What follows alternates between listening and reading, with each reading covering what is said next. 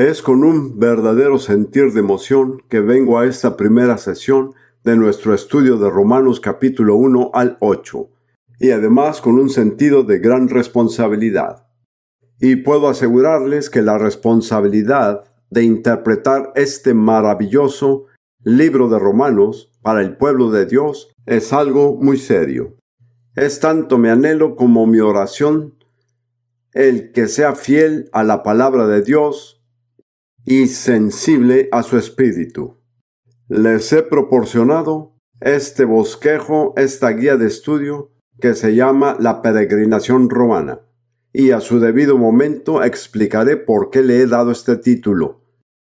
Me gustaría comenzar por leer la introducción que encontrarán en la primera página interior de este folleto. Bienvenido a la peregrinación romana. Están partiendo a un viaje en el ámbito del espíritu que los inspirará y desafiará. En ocasiones, la marcha será difícil. Los llevará a las profundidades más oscuras de la depravación humana y luego a las relucientes alturas de la gracia y la gloria de Dios. Romanos es una combinación única de lo espiritual y lo intelectual, sin un paralelo igual en la literatura humana. Desarrolla las verdades espirituales más sublimes en términos de la lógica más perfecta. No solamente iluminará su espíritu, sino que también retará su intelecto. Por esta razón, Romanos no cede sus riquezas a la lectura descuidada o superficial.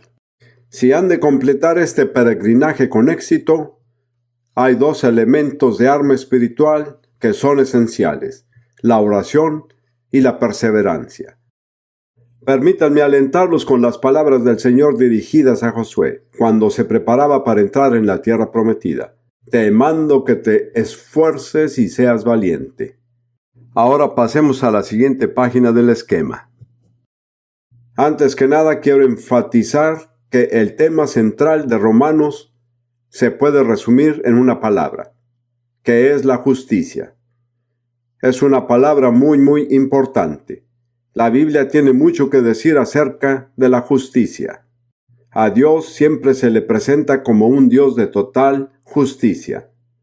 Hablando a los hijos de Israel, Moisés dijo: sus obras son perfectas, y todos sus caminos son justos o rectos. Salmo 92 representa al que ha madurado en el conocimiento y servicio del Señor y dice: para anunciar que el Señor es justo y en él no hay injusticia. Antes de que sigamos, tengo que aclararles algo de las palabras que debemos usar. En nuestro idioma tenemos dos palabras, recto y justo, que difieren algo en su significado. Pero en los idiomas originales de la Biblia, tanto en el hebreo del Antiguo Testamento como en el griego del Nuevo Testamento, solo hay una palabra. En hebreo es sadik y en griego es dikaios. Y al traducirse, las palabras usadas son justo o recto, pero no hay diferencia. En cierta forma tenemos que ajustar la forma de pensar. Podemos marcar la distinción entre justicia y la rectitud. La rectitud, podríamos decir, es el carácter moral. La justicia es la manifestación de las leyes de Dios y su aplicación a nuestras vidas. Pero no hay diferencia en cuanto a los idiomas originales. Cuando se habla de rectitud, se refiere a la justicia. Cuando se habla de la justicia, se refiere a la rectitud. Hace unos años leí en el libro de Job, en Job capítulo 9, versículo 2, esta pregunta profética: ¿cómo puede un mortal justificarse ante Dios?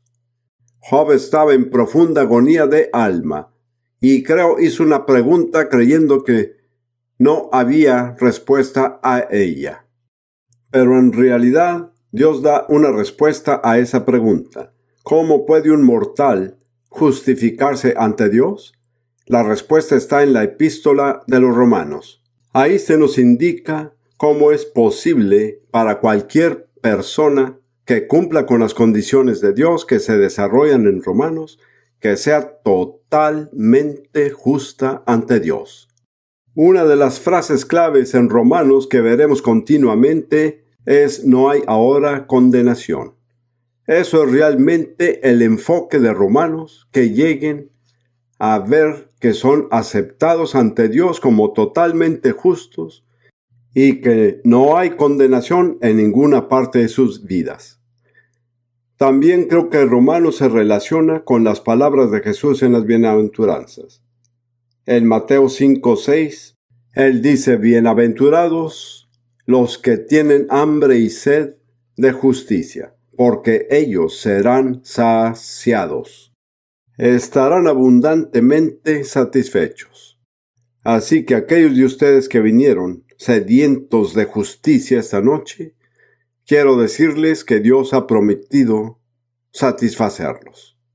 Pero sospecho que algunos de ustedes no vinieron con la justicia puesta como su principal prioridad. Como verán, viajo mucho entre el pueblo de Dios y conozco al pueblo de Dios de muchos orígenes y muchas naciones. Diría que para la iglesia contemporánea la justicia no califica muy alta en la lista de las prioridades del pueblo de Dios. Me encuentro con personas que buscan bendición, poder, sanidad, prosperidad, dones espirituales, pero realmente no conozco a muchas personas que tienen hambre y sed de justicia. Como las personas que dicen, a menos que encuentre la justicia, no podré estar satisfecho. No solo tienen hambre, sino que también sed. De hecho, todo su ser es un anhelo total de la justicia.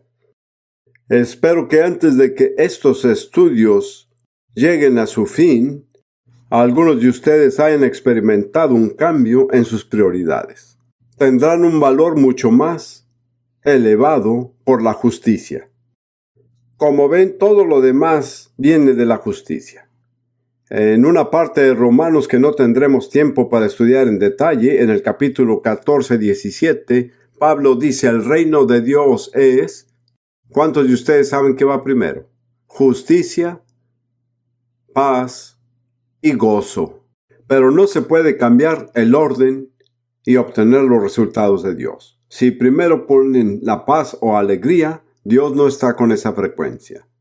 Dios dice que si buscan primero la justicia, si buscan primero la justicia, entonces la paz y el gozo les seguirán. Ahora, quiero darles un breve resumen de Romanos. Primeramente les diré que los eruditos creen que fue escrito en el año 57 AD, en la ciudad de Corinto. Se hace una referencia en Romanos a un hombre llamado Erasto que fue el chambelán o administrador de obras públicas de la ciudad de Corinto. Muy recientemente los arqueólogos han descubierto en Corinto una inscripción en la cual está el nombre de Erasto, atribuyéndole unas tareas públicas a sus expensas. Así que es una maravillosa confirmación de la precisión y de la confiabilidad de las Escrituras. Me gustaría proponerles que consideremos esta epístola dividida en 4 secciones principales. Aunque he descrito las 4, solo nos enfocaremos en la primera. La primera sección es de los capítulos 1 al 8 y nos presenta la base lógica y bíblica del Evangelio. Los capítulos del 9 al 11 tratan principalmente con los tratos de Dios con Israel. Algunos comentaristas de la Biblia los han considerado como una adición irrelevante. Yo no lo creo así. Pienso que los tratos de Dios con Israel son una parte esencial de toda la verdad del Evangelio. Creo que de cierta forma, yo diría que es casi insólito decir que Romanos 9, 10 y 11 son una adición o una digresión, como si Pablo hubiera sufrido un lapso mental y olvidara dónde iba. No hay nada así en la epístola a los Romanos. Pero la pregunta esencial del 9 al 11 es la elección de Dios porque lo que sale de esta última es el elemento decisivo final en la experiencia humana y es lo que Dios ha elegido. Esa es una verdad muy impopular para la humanidad humanista de hoy. Es por eso, en parte, por qué Israel no es popular en todas las secciones. La tercera parte, los capítulos 12 al 15, es una aplicación de las verdades anteriores a la vida cotidiana. Esto es característico de todo el Nuevo Testamento. En el Nuevo Testamento nunca se presenta la teología abstracta, nunca. Donde sea que se muestre la verdad espiritual general y la revelación, siempre se incluye algunas enseñanzas muy prácticas sobre cómo se aplican a la forma en que vivimos. Es muy propio de Pablo el que comienza en Romanos 12 esta parte de la sección, diciendo: así que, hermanos, os ruego que presentéis vuestros cuerpos en sacrificio vivo a Dios. Esa es la demostración práctica de todas las gloriosas teologías de Dios en los 11 capítulos anteriores. Entrega a Dios tu cuerpo. Es muy simple. Y la última sección, el capítulo 16, consiste en saludos personales y una bendición.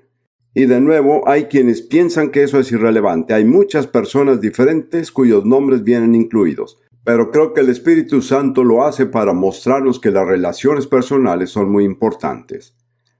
No solo tratamos con la humanidad en masa, o incluso con la iglesia, pero hay relaciones íntimas, valiosas y personales que se forjan en el cuerpo de Cristo y que son de gran valor a los ojos de Dios.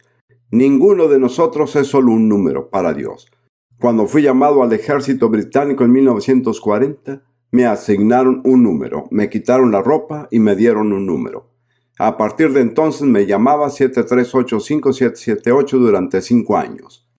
Pero Dios no hace esto con nosotros. No somos solo un número con Dios. Él nos conoce personalmente y quiere que nos conozcamos personalmente. Él pone gran importancia a las relaciones personales.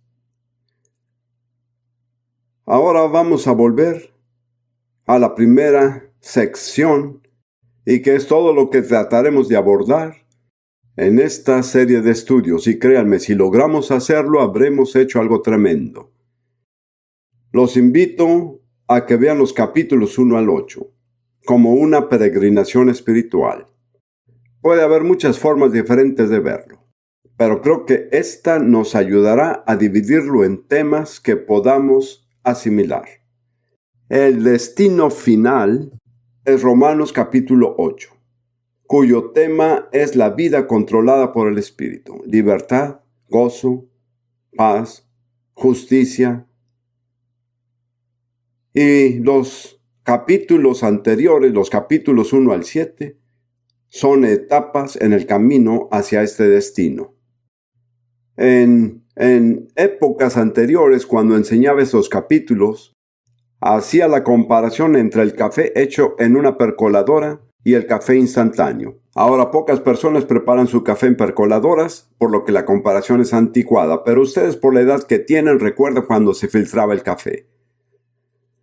A lo que voy es que Romanos 8 es café percolado. Para dar con él hay que primero pasar por los 7 capítulos. Muchos cristianos quieren Romanos 8 instantáneo, pero Dios no lo provee así. Es imposible solo usar un poco de polvo, echarle agua y obtener los mismos resultados. Tienen que pasar por el percolador. Y realmente, de cierta forma, este estudio será algo así como preparar el café en una percoladora. Pasemos ahora a la primera parte de este capítulo y voy a leerles estos versículos, ya que a menos que los tengamos todos ante nosotros, realmente no entenderemos a dónde nos dirigimos. Voy a leer los primeros 17 versículos. Encontrarán que existen ciertas diferencias menores en la traducción de la Biblia de las Américas según el año en que fue publicado. No dejen que esto les cause confusión. Pablo, siervo de Cristo Jesús, llamado a ser apóstol, apartado para el Evangelio de Dios, que Él ya había prometido por medio de sus profetas en las Santas Escrituras acerca de su Hijo, que nació de la descendencia de David según la carne, y que fue declarado Hijo de Dios con poder, conforme al Espíritu de Santidad, por la resurrección de entre los muertos, nuestro Señor Jesucristo, por medio de quien hemos recibido la gracia y el apostolado, para promover la obediencia a la fe entre todos los gentiles, por amor a su nombre, entre los cuales estáis también vosotros llamados de Jesucristo. A todos los amados de Dios que están en Roma, llamados a ser santos, gracia a vosotros y paz de parte de nuestro Padre y del Señor Jesucristo. En primer lugar, doy gracias a mi Dios por medio de Jesucristo, por todos vosotros, porque por todo el mundo se habla de vuestra fe.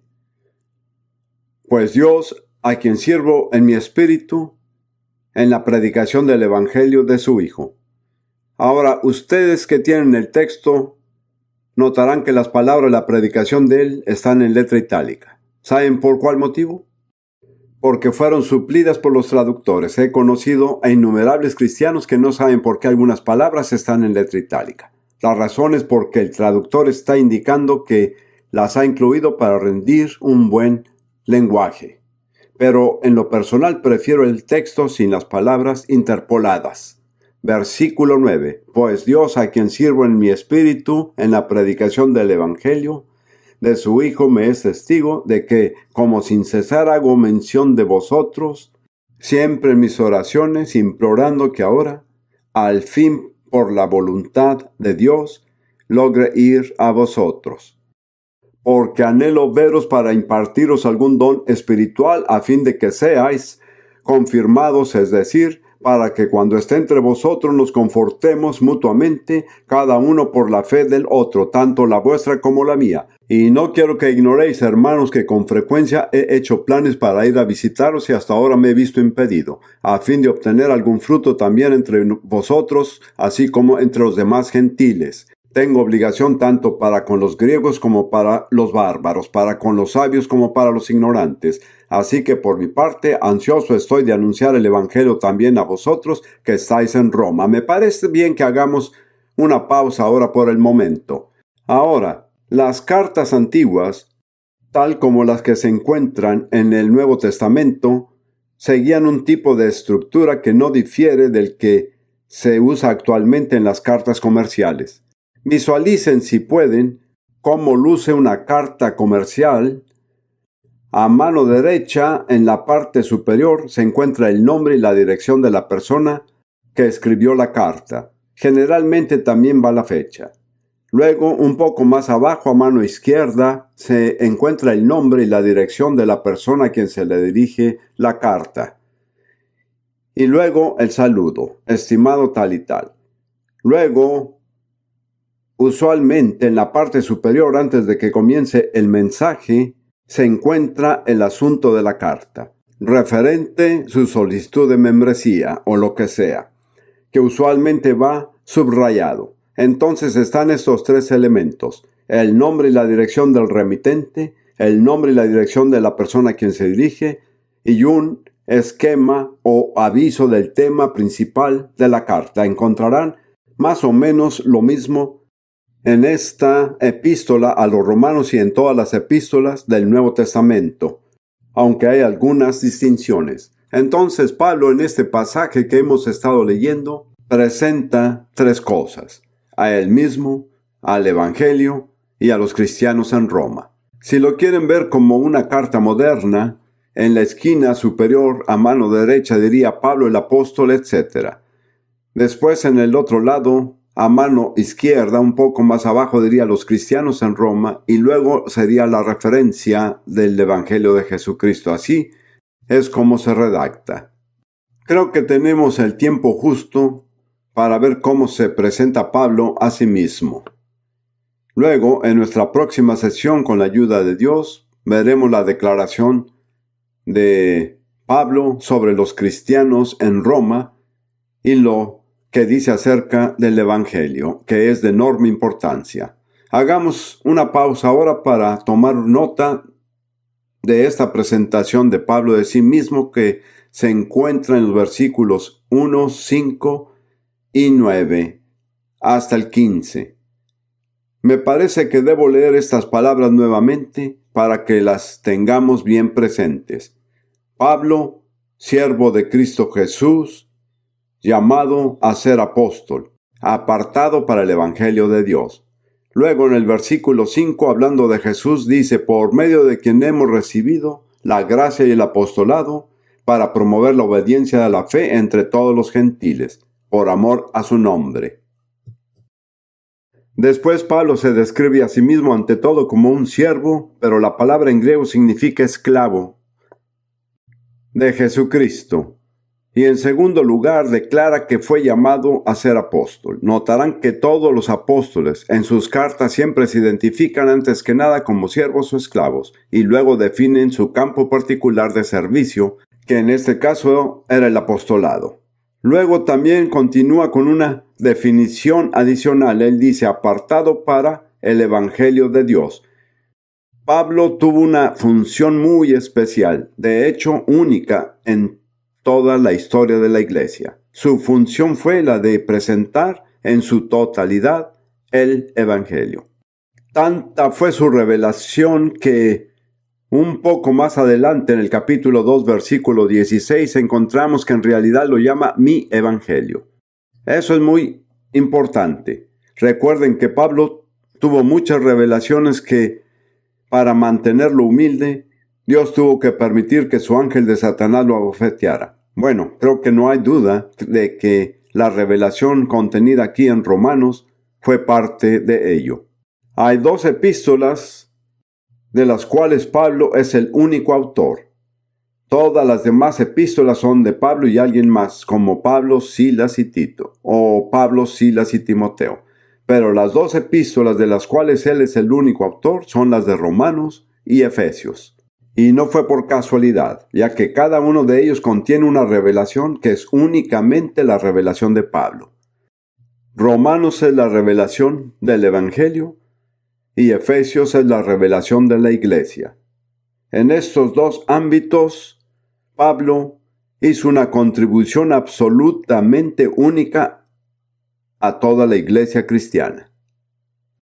Me parece que hizo bien al comenzar identificándose como esclavo. Me parece que algunas personas en la iglesia de hoy se catalogan a sí mismas como obispos o presbíteros o quién sabe qué. Pero Pablo dice, antes que nada, soy un esclavo, comprometido totalmente al servicio de Jesucristo. Mi función particular es la de apóstol. Mi área particular de apostolado es la revelación del Evangelio. Luego en el versículo 5, hablando de Jesús, dice, por él recibimos la gracia y el apostolado. Noten que antes del apostolado está la gracia. Pablo tiene mucho cuidado de no engrandecerse a sí mismo en ningún momento. Él dice que nuestro campo particular de servicio es la obediencia o fe entre todos los gentiles, y en otras partes se le llama el apóstol de los gentiles. En Romanos 15, del 18 al 19, Pablo habla más acerca del apostolado a los gentiles. Vale la pena pasarnos ahí para echarle un vistazo rápido. Y dice en Romanos 15, 18, porque no me atrevería a hablar de nada que Cristo no haya hecho por medio de mí para la obediencia de los gentiles por la palabra y obra, con poder de señales y prodigios. Él tenía un ministerio especial para hacer que los gentiles creyeran en Jesús, y fue mediante la confirmación de lo sobrenatural. Quiero que se fijen en la frase obediencia de la fe. Muchos dicen que lo que importa es la obediencia, y están en lo cierto, pero a menos que se reciba de la fe, no resultará. Traten de obedecer a Dios con sus propias fuerzas, con sus propias habilidades. Yo he tratado con esto en el campo misionero en África. Tuvimos muchos africanos que se esforzaban por obedecer el Evangelio, pero no lo hacían por fe. Esto les resultó en frustración. Así que tengan en cuenta, enfaticen la obediencia, pero siempre expliquen que debe proseguir de la fe. Entonces, solo nos queda tiempo para ver el interesante hecho de que Pablo estuvo orando durante mucho tiempo para tener un buen viaje a Roma. En la versión antigua dice, para que por la voluntad de Dios tenga un buen viaje próspero. Curiosamente, en la tercera epístola de Juan, versículo 2, Juan usa la misma palabra al decir, amado, mi oración es que seas prosperado en todas las cosas y que tengas salud, así como prospera tu alma. Es la misma palabra. Quiero que piensen por un momento en qué tipo de viaje tuvo Pablo, porque está descrito muy vívidamente en Hechos 27 y 28. No viajó en primera clase, fue un prisionero encadenado. El barco en el que viajó se encontraba en una increíble tormenta que duró 14 días y 14 noches cuando no tenían comida. Después naufragó en una isla y, solo como toque final, mientras que recolectaba leña para el fuego, una víbora le mordió la mano. Les tengo una pregunta. ¿Respondió Dios la oración de Pablo? Fue un viaje próspero. Eso es algo muy importante, ya que hay muchos que ahora lo dicen, y yo también diría que la voluntad de Dios es la prosperidad. Pero no definan la prosperidad a base de la cultura moderna de Estados Unidos, porque eso sí que es un error. ¿Cuál es el verdadero significado de la prosperidad? Mi respuesta es esta: que uno esté totalmente equipado para hacer la voluntad de Dios. Y al haber cumplido con éxito la voluntad de Dios, uno ha prosperado. Puede ser que lo muerda una serpiente, quién sabe. Tal vez acabe en un naufragio, no se deje alterar. Lo que importa es, ¿está haciendo la voluntad de Dios? Al principio de esta sesión, analizamos brevemente la estructura de la epístola a los romanos. Propuse que se podía dividir en 4 secciones. Los capítulos 1 al 8 son la base lógica de las escrituras del Evangelio. Los capítulos 9 al 11 son la teología de la elección divina demostrada en el caso de Israel. Los capítulos 12 al 15 son la aplicación de toda esta enseñanza en la vida cristiana personal. Y el capítulo 16 están los saludos personales y la bendición. También les describí cómo es la estructura básica de una epístola. Estas llevan información sobre el escritor, así como la información sobre aquellos a quienes se dirige la carta, y probablemente tendrá una breve indicación del tema principal de la carta, todos los cuales se encuentran aquí en Romanos. Luego propuse que en esta primera sección principal de los capítulos 1 al 8, estamos en una peregrinación espiritual, cuyo destino es el capítulo 8, que es el tipo de vida que todos deberíamos vivir. El tipo de vida que a todos nos gustaría vivir. Pero dije que no puede uno llegar a menos que pase por el percolador. ¿Lo recuerda? El percolador son los capítulos 1 al 7. Así que apenas comenzamos a formarnos en línea para pasar por el percolador. Después hablé brevemente acerca de la presentación de sí mismo de Pablo. Primero que nada como esclavo y segundo como apóstol, especialmente apartado para el Evangelio y particularmente para el Evangelio tal como se presenta a los gentiles. Ahora continuaremos con el bosquejo que tienen en su pequeño folleto y creo que veremos a continuación las personas a quienes se dirige la carta. Está en la sección C del bosquejo. Así que en unos minutos regresaremos a la sección B, que es el Evangelio. Consideremos lo que dice Pablo acerca de las personas a quienes se dirige esta epístola, de los versículos 6, 7 y 8. Y leeré estos versículos una vez más. Espero que comprendan que la repetición de las escrituras no tiene nada de malo. De hecho, es importante. Fui formador de profesores. Fui director de una escuela de formación de profesores en África Oriental durante 5 años. Una de las cosas que les enseñamos a nuestros alumnos maestros es que la recapitulación forma parte indispensable de una buena formación. Por lo mismo, no me disculpo por la recapitulación. Comenzamos en Romanos 1, 6, 7 y 8. Entre las cuales estáis también vosotros llamados a ser de Jesucristo. La palabra llamado es una palabra muy importante porque es lo que decide si somos cristianos o no. Esto, por supuesto, es un tema aparte del tema en general, pero uno no se hace cristiano por decisión propia. Uno se vuelve cristiano porque Dios lo ha llamado. Hay que responder, pero la iniciativa, queridos hermanos y hermanas, no está en nosotros, está en Dios. Él nos llama. Esta palabra llamado podría traducirse como invitado. La iglesia en griego se llama eclesia. La palabra que significa llamado es kletos. Están directamente relacionados. Eclesia es una compañía de personas llamadas. Eso es lo que significa la preposición eka. ¿Para qué hemos sido llamados? Para salir del mundo. Así es muy importante que lo recuerden. No formamos parte del mundo, hemos sido llamados del mundo. Si pertenecen a la verdadera iglesia de Jesucristo, no pertenecen a este mundo. No se puede pertenecer a ambos mundos al mismo tiempo. Versículo 7. A todos los que estáis en Roma, amados de Dios. Este es el siguiente punto importante a recordar, que Dios ama a la gente que Él llama. Qué buenas noticias, ¿no? Dios nos llamó porque nos amó. Él nos amó antes de la creación del mundo. Ya había tomado todas estas decisiones importantes antes de que comenzara el tiempo. Pero es solo cuando escuchamos su llamado que comenzamos a entrar en la experiencia. Recuerdo muy claramente cómo y cuándo Dios me llamó. Tenía un conocimiento no intelectual del Evangelio. Era un filósofo que leía la Biblia como una obra de filosofía. Pero por una extraña serie de circunstancias acabé en una iglesia pentecostal. Nunca había estado en una ni sabía que existía tal gente. Aún después tampoco sabía que había bautistas. Pero en esa iglesia Dios me llamó de una manera muy poco ortodoxa.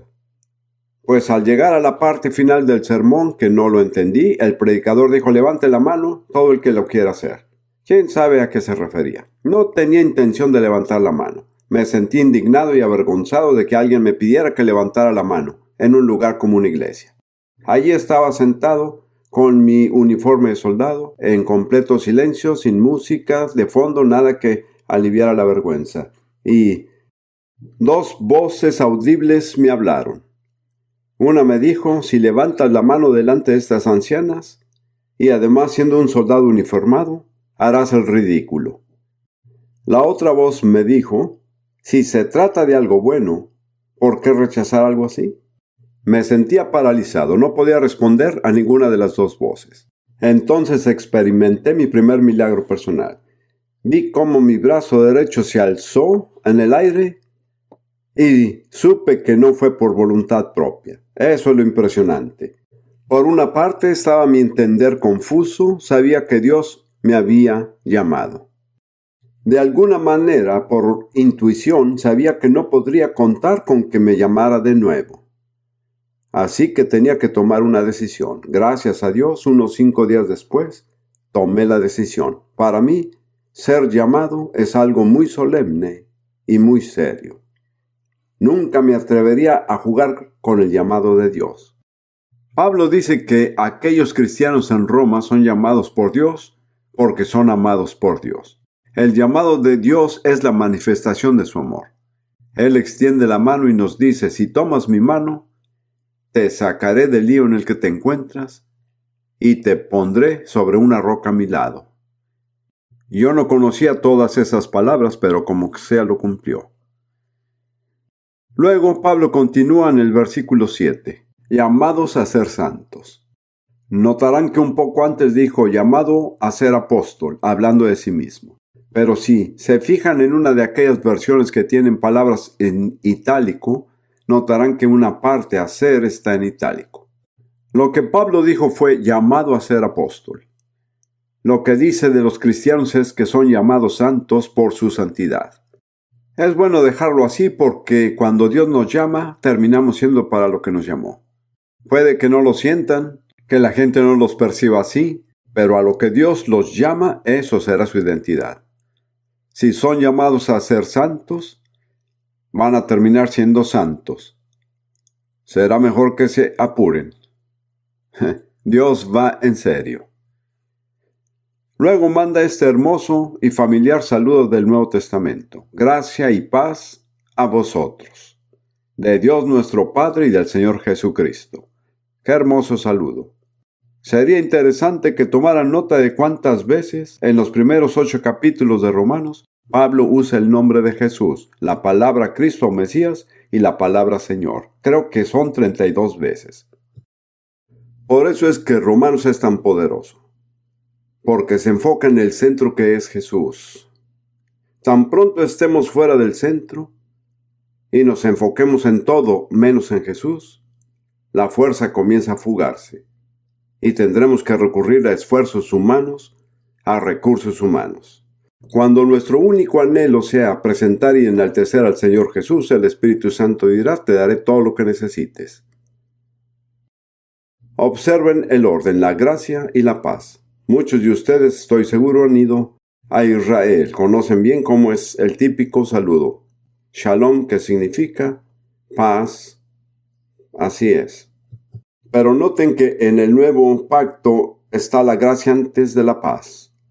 La gracia es lo que no nos podemos ganar. Eso lo vamos a analizar después. La gracia es el favor gratuito e inmerecido de Dios. No la ganamos, no la merecemos, simplemente la recibimos. Antes de que tengamos paz, debemos recordar que es por la gracia y paz. Luego, en el versículo 8, Pablo dice: doy gracias a mi Dios por medio de Jesucristo por todos ustedes. Es muy importante fijarnos en que Pablo casi invariablemente comenzó sus epístolas dando gracias a Dios a los que estaba escribiendo. Es un principio muy importante. Siempre he dicho que si no pueden agradecerle a Dios por alguien, tampoco hagan oración por él. De lo contrario, no me parece sincero. Solo hay una excepción intrigante. La iglesia de Corinto estaba en confusión, había adulterio, se embriagaban en la mesa del Señor. Y Pablo dijo: doy gracias a mi Dios por la gracia de Dios que se te ha dado. Pero hay una iglesia en donde no lo hizo. ¿Cuál fue? Galacia. ¿Cuál fue el problema en Galacia? No era embriaguez, tampoco adulterio. ¿Qué fue? El legalismo. Eso es lo único que le molestó a Pablo. Sabía que todo lo demás tenía remedio, pero el legalismo, eso lo desconcertó. Muy bien. Ahora, una cosa más sobre los cristianos en Roma. Él dice: doy gracias a Dios porque su fe es proclamada en todo el mundo. Por supuesto, Roma, como su nombre lo indica, era la gran ciudad capital del Imperio Romano que dominaba esta parte de la tierra de ese tiempo. Y cualquier cosa que sucediera en Roma afectaba a todo el Imperio Romano. Y uno de los principios de Pablo en su misión fue ir a las ciudades principales, ir a las ciudades capitales. Nunca fue a los pueblitos, a diferencia de algunos misioneros modernos. Él no comenzó en la jungla. Yo estuve en una misión que hizo eso. Fue muy romántico. Llevamos cascos y visitamos sitios poco conocidos, pero nos estábamos perdiendo el objetivo. El lugar donde suceden cosas importantes son las ciudades. Si conquista a una ciudad, conquista los lugares que la rodean, porque habrá cosas que salen de la misma. Si estudian las tácticas de Pablo, siempre fueron llegar hasta el corazón, llegar a la ciudad principal, donde sea que esté. Y bien, no había ido a Roma, pero tenía muchos amigos en Roma y se sentía orgulloso del hecho de que todo el imperio estaba hablando de esos cristianos en Roma. ¿Cómo lo consiguieron? Creo que hay muchas respuestas posibles, pero realmente creo que el instrumento más importante que tuvieron los primeros cristianos fue su testimonio personal. Jesús dijo: pero recibiréis poder cuando haya venido sobre vosotros el Espíritu Santo, y me seréis testigos. Como verán, eran personas de orígenes diferentes. nacionales, sociales, todo tipo de antecedentes diferentes. Y todos afirmaban lo mismo: este hombre, Jesús, me ha cambiado la vida. Y todos comenzaron a querer saber, ¿quién es Jesús? Y la respuesta fue sorprendente, que era hijo de un carpintero y que fue crucificado hace unos años. Pero esa no fue la única respuesta. También supieron que resucitó de entre los muertos al tercer día. Y yo diría que de todos los diversos medios espirituales disponibles para la iglesia primitiva, y creo que los usaron todos, el medio singular más eficaz fue el testimonio personal. Ahora, pasemos al otro que, de hecho, es el tema principal de esta sección introductoria, que es el Evangelio. Y este trata tal como aparece en el bosquejo, en los versículos 2 al 4, y luego en los versículos 16 y 17. Así que veamos en primer lugar los versículos 2 al 4. El versículo 1 termina con las palabras el Evangelio de Dios. Y luego, con respecto al mismo, Pablo dice que Él, este es Dios, había prometido antes por sus profetas en las Santas Escrituras. Se darán cuenta de que Pablo siempre es extremadamente cuidadoso de asegurarse de que nadie piense que él ha improvisado este evangelio, que es algo que se le ocurrió o algo que él ideó. Invariablemente enfatiza que todo el concepto y la venida del evangelio fueron claramente predichos en las Escrituras del Antiguo Testamento. Él declara que lo que hace es cumplir lo que las Escrituras han predicho. Eso es muy importante, especialmente cuando uno trata con el pueblo judío. Probablemente algunos de ustedes no estén familiarizados en su forma de pensar. Pero en 1979, Rudy y yo vivimos con una familia judía en Jerusalén por casi 3 meses. Y no hablaban prácticamente el inglés. Estábamos estudiando en la Universidad Hebrea y elegimos una familia que no hablara inglés porque queríamos que nos obligaran a hablar en hebreo. Fue una experiencia interesante. Nunca nos habíamos conocido antes de llegar a su casa. Hicimos los arreglos por medio de una agencia. Era una pareja probablemente de unos 50 años y creo que era el comienzo de los 60. Ambos de Polonia, cada uno el único superviviente de toda una familia entera. Al principio fuimos muy prudentes y discretos en la forma en que nos hablábamos entre nosotros y nos mantuvimos muy educados y con nuestro mejor comportamiento. Pero después de un tiempo, de alguna manera, se rompió el hielo y no sé cómo fue, pero el hombre me preguntó, ¿cómo te convertiste en lo que eres? Por un milagro de gracia le di mi testimonio personal en hebreo, que no fue fácil.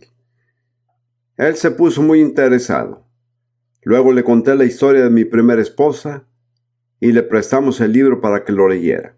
No puedo entrar en mucho detalle, pero él me dijo una cosa que se me quedó grabada desde entonces. Conocía, por supuesto, lo que los judíos llaman el Tanaj, o sea, el Antiguo Testamento. Nunca había visto un Nuevo Testamento en su vida. Cuando le dije que creía en el Antiguo y Nuevo Testamento, me hizo esta pregunta: ¿cómo hiciste esta síntesis entre el Viejo y el Nuevo? Su pregunta me reveló lo enorme que era la diferencia entre su experiencia y la mía, y yo nunca había conocido una Biblia sin el Nuevo Testamento. Y él no conocía una Biblia que lo incluyera. Pero vean con lo que Pablo luchaba: esta separación del Viejo y del Nuevo. Dijo que todo lo que se predicaba en el Nuevo tiene su origen en el Viejo. Si realmente quieren conquistar al pueblo judío, tienen que estar preparados de manera que puedan mostrárselo directamente en sus propias escrituras. Hay un evangelio de la circuncisión y un evangelio de la incircuncisión. La circuncisión representa al pueblo judío y la incircuncisión a los gentiles. No son mensajes diferentes, pero sí son enfoques diferentes. Uno puede andar entre africanos u otros pueblos y solo basta con presentar a Jesús. pero para ir al pueblo judío tienen que mostrarles que esto es lo que se prometió desde el libro de Génesis en adelante. Entonces, como dije, Pablo tuvo mucho cuidado de no abrirse a la posible acusación de que estaba inventando algo. Muy bien, sigamos. Por sus profetas en las Santas Escrituras. Ahora llegamos a la esencia misma del Evangelio, que está en el versículo 3, acerca de su Hijo. Nuestro Señor Jesucristo, que era del linaje de David, según la carne, que fue declarado Hijo de Dios, con poder según el Espíritu de santidad por la resurrección de entre los muertos. Recuerden que Cristo es la palabra en griego que equivale a la palabra hebrea Mesías o Mesías. Cada vez que dicen Jesucristo, lo sepan o no, están diciendo Jesús el Mesías. Y cada vez que hablan del Mesías, están hablando de Cristo. De nuevo, hay una gran brecha. Son ambos, tanto multitudes de cristianos como judíos, no se dan cuenta de que Cristo es el mismo que el Mesías. Cuando se habla de Jesucristo, se está afirmando que Jesús es el Mesías. Así que el Evangelio se centra en una persona. ¿Quién es? Jesús, así es. Y esto es lo que Pablo dice acerca de él. Él era el Hijo de Dios y también era el Hijo de David. Tenía una naturaleza humana y una naturaleza divina. Versículo 4. Él fue declarado o separado como el Hijo de Dios por un gran acto de poder que fue la resurrección de entre los muertos, según el Espíritu de Santidad. Ahora, Pablo escribía en griego, pero hay muchas pruebas de que él pensaba en hebreo. Y a veces, si no conocen las frases hebreas, no lo entenderán. En hebreo no se habla del Espíritu Santo. Se habla del Espíritu de Santidad, Ruach HaKodesh. Entonces, cuando Pablo menciona al Espíritu de Santidad, mi convicción es que él está hablando al Espíritu Santo, pero pensaba como judío y se mostraba en el lenguaje. ¿Cuál fue el poder que resucitó el cadáver de Jesús en la tumba? Fue el Espíritu Santo, así es. ¿Qué hizo el Espíritu Santo al hacer eso? Él declaró a Jesús como el Hijo de Dios. Lo separó de todos los demás hombres que en ese momento murieron y fueron sepultados como hijos de Dios, como el Espíritu de Santidad. Como Espíritu de Santidad fue testigo de la perfecta santidad de Jesús. Si hubiera habido alguna vez cualquier cosa profana en la vida de Jesús, hubiera sido resucitado. Pero la resurrección atestiguaba que él realmente era lo que afirmaba ser, el Hijo de Dios, y atestiguaba su perfecta e inmaculada santidad. Como ven, Dios revirtió la decisión de dos tribunales, un tribunal judío y un tribunal romano. Habían sentenciado a muerte a Jesús y designaron que lo iban a enterrar, y es algo curioso, los no creyentes tienen más fe en la resurrección que los creyentes. ¿Lo han notado?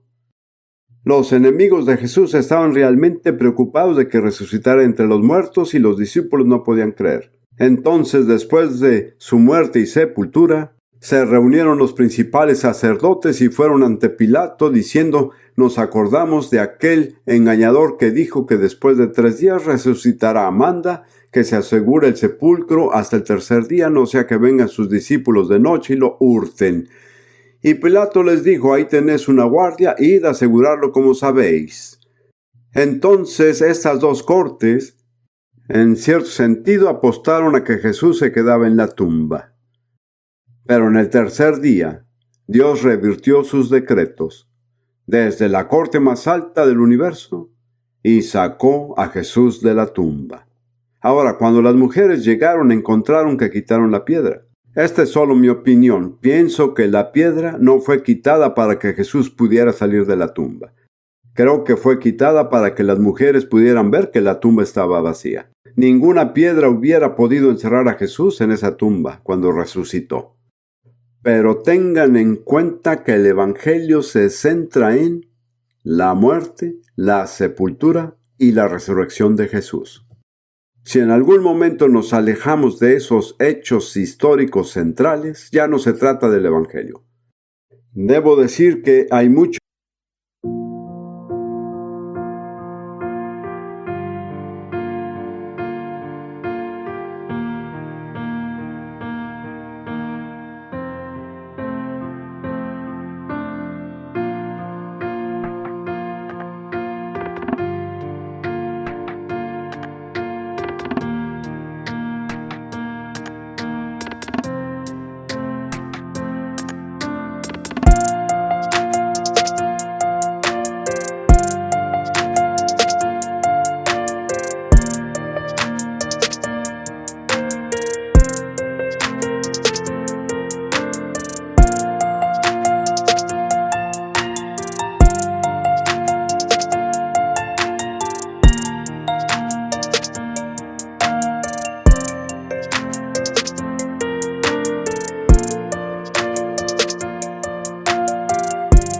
de lo que se considera predicar el Evangelio que no contiene nada del Evangelio en absoluto. El Evangelio consiste en 3 hechos históricos establecidos. Es diferente a otras religiones que solo tienen libros sagrados que presentan verdades abstractas. El Evangelio se relaciona con la historia humana. O es verdad o es falso, pero no puede ser ambos. Y también se atestigua en la experiencia humana. Miren, Dios impactó a la historia humana con Jesús. Nos ha dejado con algo que está confirmado por la historia y confirmado por nuestra experiencia propia. Ese es el Evangelio, las buenas nuevas. Me gustaría que viéramos otros 2 pasajes que afirman el Evangelio y verán que en ambos casos el énfasis es el mismo. En Romanos 4, versículo 23 y siguientes. Veremos este tema más adelante. Pero noten que Abraham es considerado como modelo quien le creyó a Dios y por lo cual le fue contada por justicia. Y Pablo continúa en el versículo 24, sino también con respecto a nosotros a quienes ha de ser contada, esto es, a los que creemos en el que levantó de los muertos a Jesús nuestro Señor, el cual fue entregado por nuestras transgresiones y resucitado para nuestra justificación. Más adelante analizaremos esto con más profundidad, pero observemos que el Evangelio se centra en 3 hechos históricos: la muerte, el entierro y la resurrección de Jesús. Y cuanto más podamos enfocar nuestro testimonio y nuestra enseñanza en ello, más efectivos serán. No es principalmente una cuestión de la emoción. Los intentos de conmover a las personas emocionalmente producen una respuesta momentánea, pero no durará.